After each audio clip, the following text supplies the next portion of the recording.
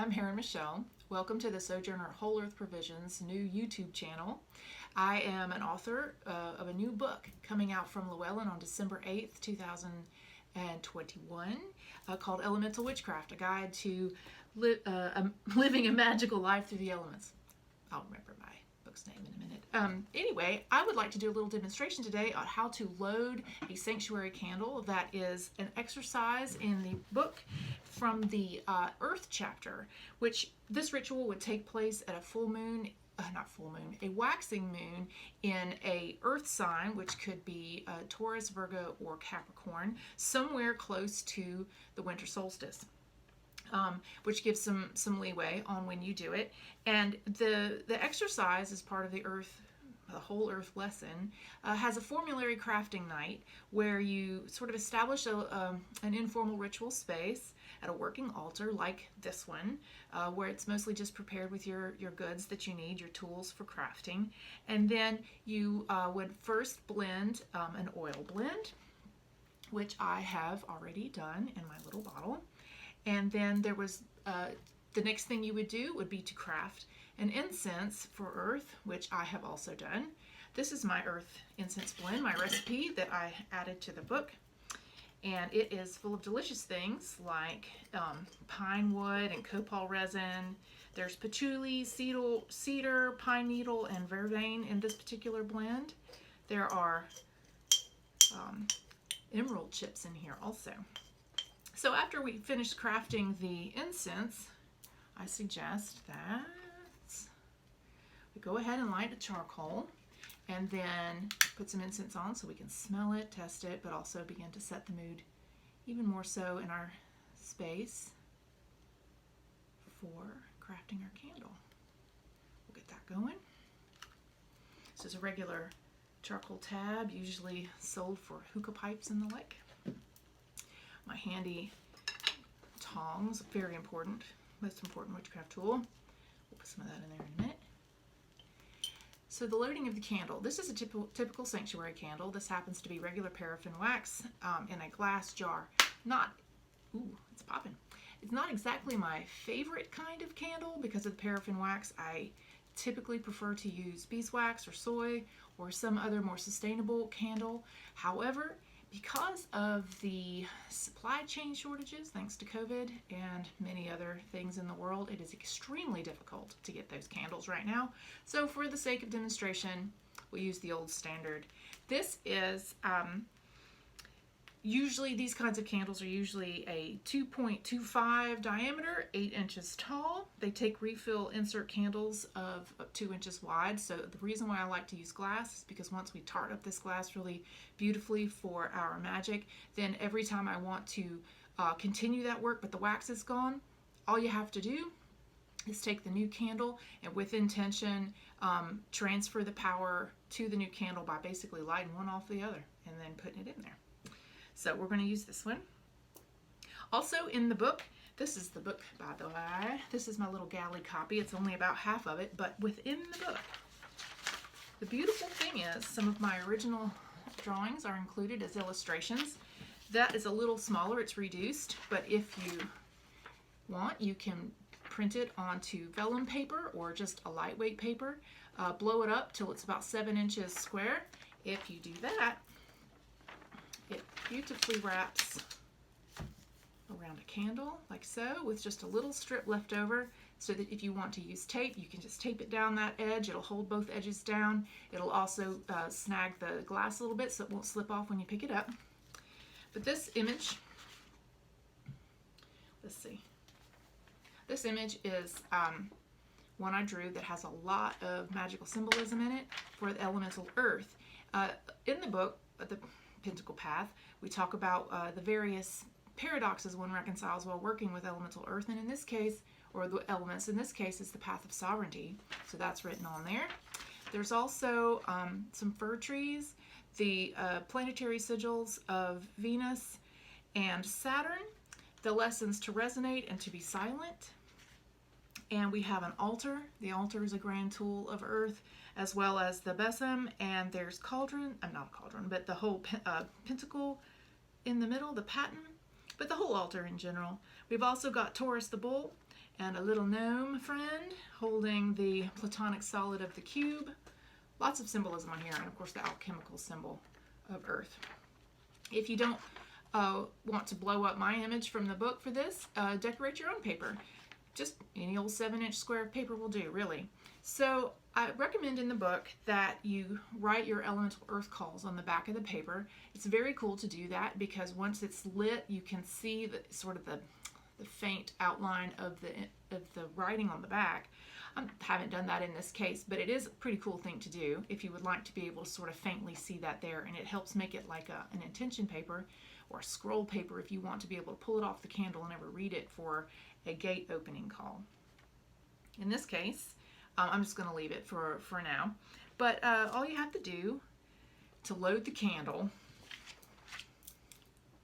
this is the fun part.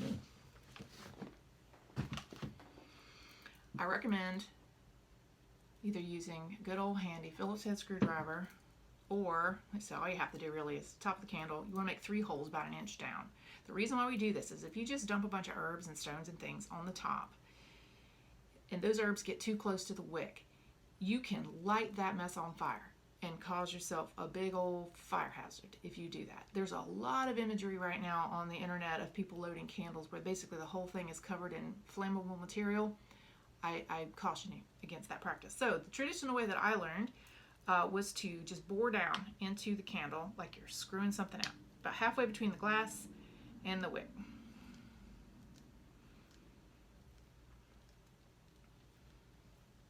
It's pretty easy to do, really.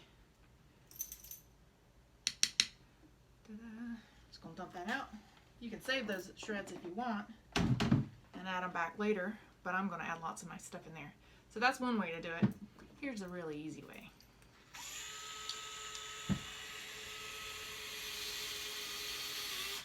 Oop.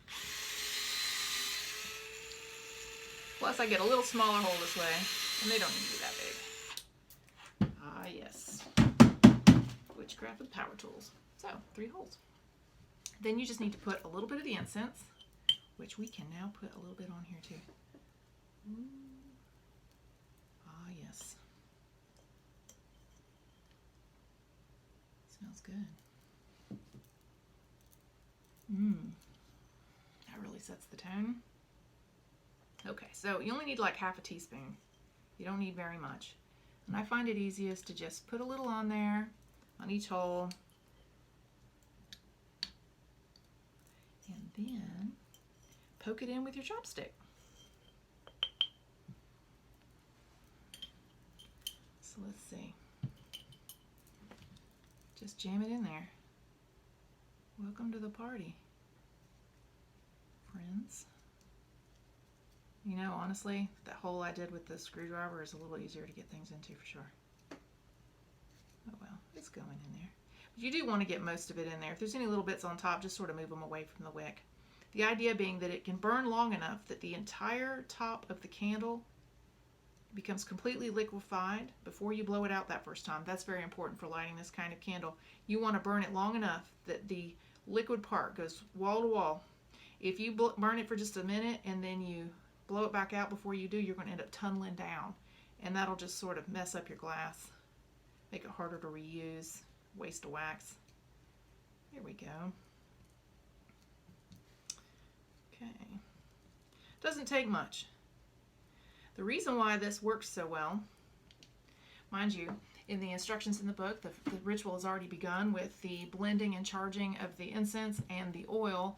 The charging instructions are in here with a visualization, including a charm of making the earth blessing charm, which we will use. But by transferring, first you transfer the power into the oil, and then you invest it and soak it into the incense. So as you're adding that to the candle, by the law of contagion, the magical law of contagion, you've already transferred that power to the candle. Once we have the incense blend in there, I'm going to add 3 emerald chips. It's just little stone chips. These happen to be a tumbled variety that I had. There are many stones you can use. As a matter of fact, in the book I recommend black tourmaline because it isn't quite so pricey. But I happen to have some emeralds, so why not? 1, 2, 3. Thank you, Emerald, for coming to the party. Poke this in there a little bit more. Poke, poke. Everybody in the pool. Okay, and then we add the oil. This oil smells so delicious to me. It has a lot of pine essential oil in it, and it is just yummy. Okay, so I say to put 3 drops. If you have a reducer or a eyedropper, this becomes much easier. I'm just gonna eyeball it. We'll see. Welcome, earthy powers of pine, and all the other delicious things in there. I believe there's some honeysuckle. Okay. So, on our directions for the candle in the book, I basically just suggest that we top with a stone chip in each hole, then anoint with the 3 drops of earth, and rub it around the wax jetsel with a bare finger. In this case, because I'm working with earth, I like to use a finger of my projective hand that is associated with earth. And in this case, we're going to go with our friend Saturn, and guess which finger is Saturn's finger? That's right. So here we go. Jetsel around. Welcome, powers of earth. Meanwhile, the visualization, just visualizing the mountains, big stone cliffs, forests, jungles, whatever makes you think of earth.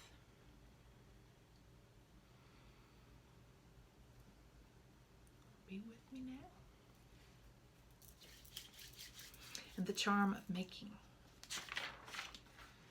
Powers of earth, of gobe and gnomes, flax fodder, frig, foundation stones, come powers of growth and sovereignty, as I will, so mote it be. And then I see all that beautiful green light coming up through the base of my root chakra, up through my heart, down through my hands, into the candle itself. So mote it be. Now, for the candle wrap, we just wrap that around.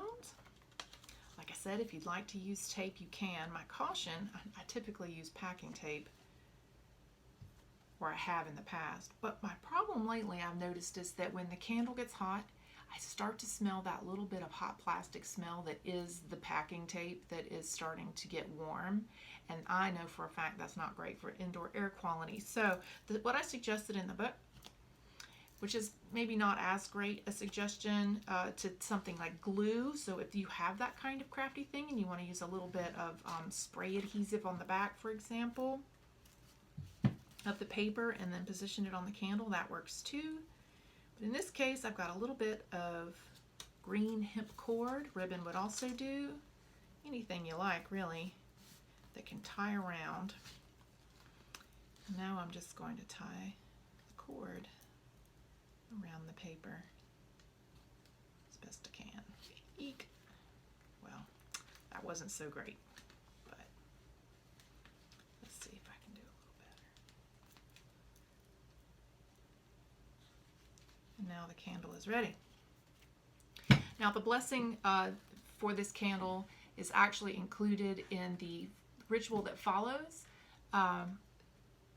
So in the book itself, you don't have to do the charging right then, except for what transfers with the incense and the oil. And then the ritual that follows, there's a very in-depth journey to the realms of earth to meet the sovereign of elemental earth, Gobe, and the gnomes, and to find your stone spirit guide. But in this case, a quick visualization to tap you into elemental earth, however you've already experienced it, can also be used. So we have now a charged wrapped candle. I'm going to wait to light that in a minute. Well, no, I don't have to wait. I don't have to wait. Here's another trick though. If you'll notice on these kinds of candles, there's usually a really long wick in there. Best to keep your wicks trimmed to about 1/4 inch. If you do that, the flames don't get so high, and it helps with the burn time. It lengthens it for you. So welcome powers of earth.